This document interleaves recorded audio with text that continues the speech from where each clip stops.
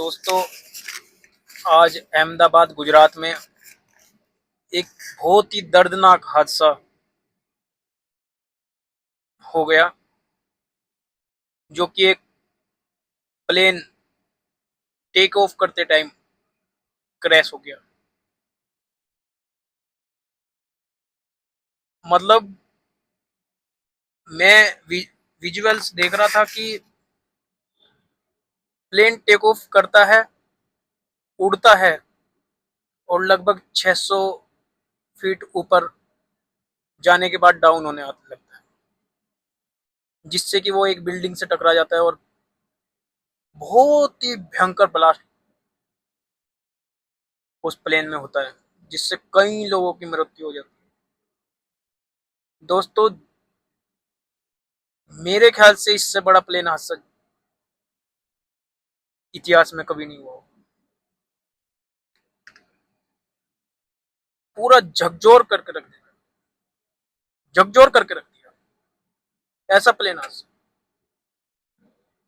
कितने ही लोगों की मृत्यु होगी उसमें, लगभग 240-42 लोग अराउंड सवार थे। उनमें से कई लोगों की मृत्यु होगी। सोचने समझने का भी टाइम नहीं मिला होगा दोस्तों, सोचने समझने का भी। आप खुद देखो कि अगर एक प्लेन बहुत ज्यादा ऊंचाई पे है, बहुत ज्यादा जो अपनी एक लेता है, वो लेंथ लेता है कि 20-25 हजार 30 हजार फुट ऊपर है, तब अगर कोई प्रॉब्लम आती है तो जब तक नीचे नीचे थोड़ा नीचे आता है तो समझ में आ जाता है कि किस कारण से आ रहा है। इंजन फेलियर की वजह से आ रहा है, कोई टेक्निकल फॉल्ट है जिस वजह से वो आ रहा है। मतलब वो उड़ा और देन नीचे। और उसमें हमारे गुजरात के पूर्व मुख्यमंत्री रूपानी जी भी शामिल थे, जिनका निधन हो गया।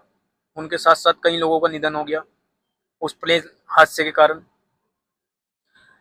निशब्द, इतना दुख अंदर, इतना दुख है दोस्तों, निशब्द। मतलब जिन भी लोगों ने उस फ्लाइट से अपना सफर स्टार्ट करा होगा, क्या उन्हें पता था कि 1-2 मिनट के अंदर टेक ऑफ होते ही ऐसा कुछ होगा कि उनको अपनी जान गंवानी पड़ेगी। और सबसे बड़ी बात कि उनको सोचने का भी मौका नहीं मिलेगा कि हुआ क्या।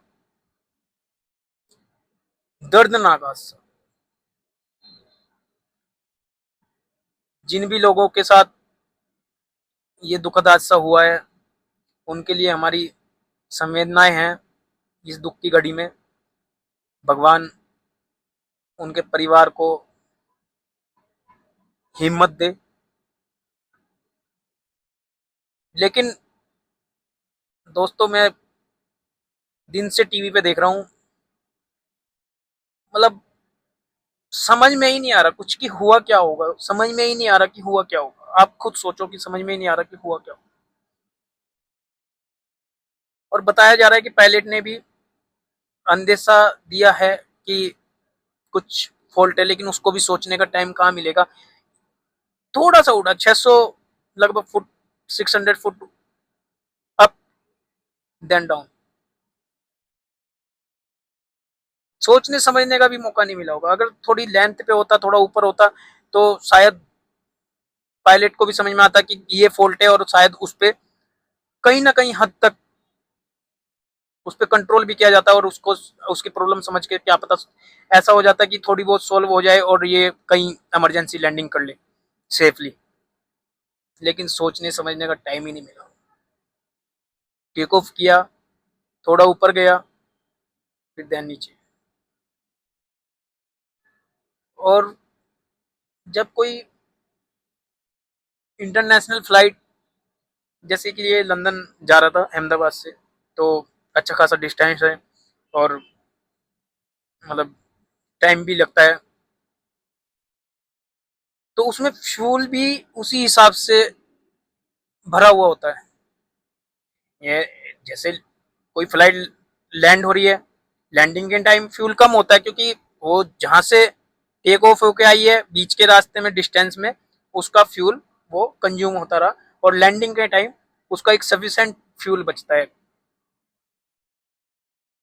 लेकिन जब उसने टेक ऑफ किया तो फ्यूल भी उसमें अच्छी खासी मात्रा में होगा। जिससे कि उसको जितने भी किलोमीटर का रास्ता तय करना है उसमें कहीं फ्यूल की कमी ना महसूस हो।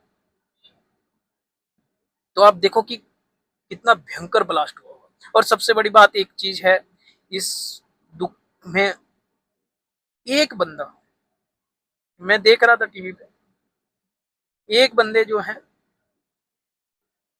वो सुरक्षित है।